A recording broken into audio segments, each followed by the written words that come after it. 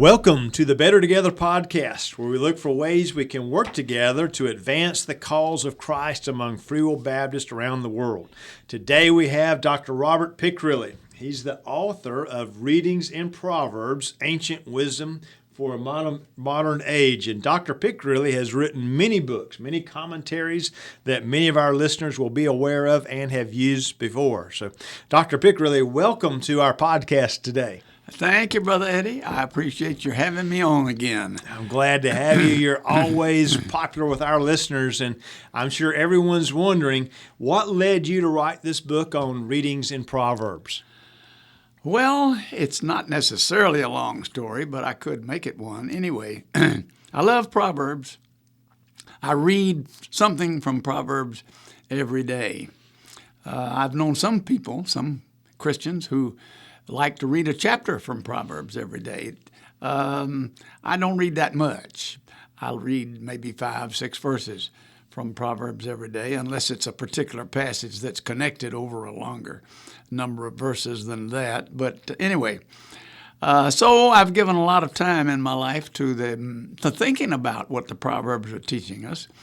And some years ago, teaching at my church on Wednesday nights, I did a series on Proverbs, thematic studies primarily, about different subjects, because Proverbs is not in any subject order, but the same subject keeps coming up over and over again many times through Proverbs. So when you bring those different passages on the same subject together, they make a pretty good lesson for practical Christian living. And so I just wanted to share that with others in hopes of encouraging them to read Proverbs and to understand how to read Proverbs to get the most out of it. Yeah, and we've talked about this. Really, the Proverbs are needed more than ever, aren't they? As we think about our challenges. I think so.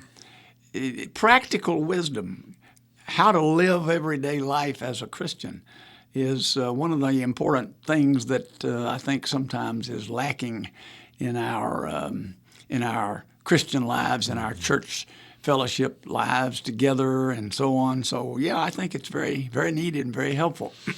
So we encourage folks to pick up a copy from Randall House. You can go to randallhouse.com. But it could also be a good book that someone could use in a church as a Bible study, just like you did originally there at Coffers Chapel.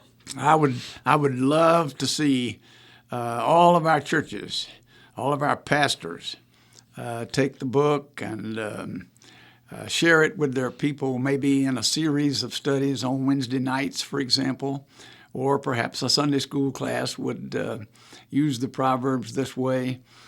In our regular Sunday school curriculum, we don't devote a great deal of time to Proverbs, but I think the best way to study it is to study it in terms of themes. To pick a particular subject that's important in the book of Proverbs, bring together all the verses in Proverbs that deal with that subject, and then discuss them and their practical implications. I think it would be a tremendous Bible study in our churches. I think so. And so there's 20 chapters. Really, you can do a chapter on Wednesday night or Sunday night. Right. And some folks might even think about, if you're a pastor, perhaps you might even be able to turn it into a message. In other words, you could ask your folks to read the book going along. You know, you're preaching from that particular subject, and we should probably lay that out. You talk about like generosity, anger management, a big one. There's a lot of things like laziness, delights, and so forth. But there's all kinds of ways that people could use the material, and it could be quite appealing to people because, like you say, this is something we really need today. Well, yeah, I think preachers could very well develop sermons from the material, although the various lessons in the book, the 20 chapters as you call them, are not in the form of sermons as such. I think preachers could do that, but I would like especially for people to have an opportunity to participate, to talk together, to make their own contributions. Practical wisdom needs to be expressed in terms of specific examples of how this is going to be put into practice in life, yes, in specific situations in life. So I would like to see it the kind of study where the people have an opportunity to make their contributions to the discussion. Yeah, how they're applying it at work or school or in their own family. Exactly. Very good. So there's 20 chapters. You start out really explaining how Proverbs works, and it really is pretty helpful, isn't it? As you read it, you're able to see the parallelism and so forth. And as a reader, I'm able to make more sense of the Proverbs. What would you say is your favorite chapter that you wrote here? I don't know that I have a favorite chapter, but probably chapter 1 is. It's probably the most important chapter because one of my purposes in the book is to help our people understand a little bit better about how to read and understand the book of Proverbs. Because in the Old Testament, Proverbs is an example of the kind of material that's called Hebrew poetry. It's not the same thing as a history book, like the book of Genesis, for example, and it's not the same thing as a prophetic book, like the book of Isaiah, for example. It's an example of poetry, and poetry has its own ways of approaching things. There are several things that are important in understanding Hebrew poetry. For one thing, Hebrew poetry isn't constructed like we think our English poetry is, to rhyme. Hebrew poetry doesn't rhyme, and it doesn't have exactly the same kind of meter to it that we associate with our English poetry. But it does have a certain kind of rhythm to it in the original language, although you can't detect that in an English translation. But there are some things about the nature of Hebrew poetry that if people understand them, they'll understand what they're reading better. And one of the most important things is the word you mentioned a minute ago, parallelism. Practically all Hebrew poetry, and there's a whole lot of it in the Old Testament, by the way. It's not just Proverbs. The Psalms, Book of Job, Song of Solomon, and so on. But also a great deal of the prophetic books like Isaiah, Jeremiah, and Ezekiel, and the 12 minor prophets. Much of that is poetry. And poetry relies in the Old Testament on a structure we call parallelism, which simply means that two lines, a couplet, in other words, are parallel to one another. They're making the same point. Mm-hmm. They make it a different way. They may use different words, and there's different forms of parallelism. But one line will help you understand the other line, so you need to look for that kind of parallelism. Mm-hmm. The other thing that's important in Hebrew poetry is important in all poetry, in all languages, and that is that poetry relies heavily on images. Rather than saying a lesson directly, you ought to be careful. Hebrew poetry will provide you an image of somebody who wasn't careful and what happened to them. So you have to learn to draw the lesson from the images. But noticing those images will make it very much more graphic and more memorable and, for that matter, more understandable. Mm-hmm. It's a good picture. You got a picture in your mind. Right. Helps us avoid that particular problem or difficulty. Yeah, and in a lot of cases in the book of Proverbs, and people may not think in these terms, we're meant to laugh. Mm-hmm.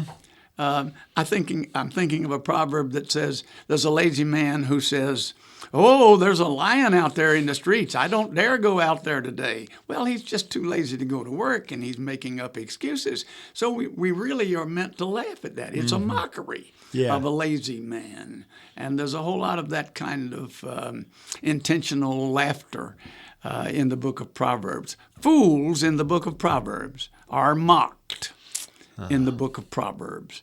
And they're intended to be objects of ridicule. Mm-hmm. And to keep us from going in that same exactly, direction. To keep us from emulating them. So a lot of of course, all of this is valuable, but you talk about the foolish woman or the immoral woman, you talk about laziness, talk about a lot of things that those of us who work with young people are thinking, ooh, we really need to get off on the right track. A lot of these chapters would help in that particular area. Yeah, I think so. one of the things I've noticed over the years as I've read Proverbs is that there are certain subjects that just keep coming up over and over again, rather than all being dealt with in the same passage. You mentioned laziness, for example. That's probably one of my favorite chapters. Yeah. Because I can remember my mama singing to me when I was just a little boy about the lazy man who is sleeping in the noonday sun, never going to get your day's work done. Anyway, there are great lessons about laziness in the book of Proverbs, many different ones. So that particular study, which happens to be number 12 in the book, is one of my favorites in that regard. As you think about what we're going through now in our nation and the world, you might say, what would especially apply in our situation today? Well, I think one of the things that would especially apply in our situation, and maybe I'm too conscious of the political arena right now, but the book of Proverbs has a whole lot to say in the terms of Proverbs to kings. But of course, we would apply that to any people in any kind of government office. And so there's one chapter devoted to that in particular. All the things that the book of Proverbs says. And Chapter 17. Chapter 17, is it? Yes. Advice for kings and others in authority.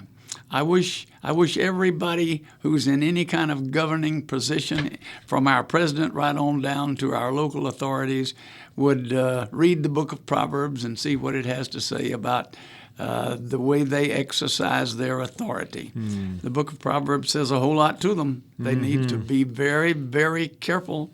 They need not to take bribes. Yeah. They need not to surround themselves with fools who will give them the wrong kind of advice, but to surround themselves with honest people. And they need to be concerned about justice in the land and guarding against the oppression of the poor, and so on. So there's just a whole lot to say in the book of Proverbs about governing authorities. As you think about the church and some of what we face today, what sticks out in your mind as you think about this book? Well, I would like to see more emphasis on generosity, which is chapter 5 in the book. And the book of Proverbs has a whole lot to say about generosity and the way we should be givers and not be selfish with our possessions and so on. So I think that would be one of the good lessons for the church these days. But maybe one of the best ones is, where do you get your advice from? Chapter 8 deals on the importance of good advice, and the book of Proverbs just has a whole lot to say about that. We need to consider the wisdom of others when we're thinking about the kinds of decisions we have to make. Getting good advice is important. Excellent. Well, we thank you so much for writing this book, Dr. Picirilli, and we're hoping that many of our people will take it, use it. They'll engage the Proverbs. They'll use the content of this book, and it'll help us to be more effective as we try to minister to people wherever we may find them. Thank you, Brother Eddie. I appreciate the opportunity. You bet, my friend, and we appreciate you all that are listening today. So if you like what you've heard, please like this on Facebook or share it wherever you may find yourself, and just take this content and use it. Use it in your churches, use it in your families, maybe in family devotions, and let's do what we can to apply these scriptures to our lives. So thank you for joining us today, and remember, we truly are better together.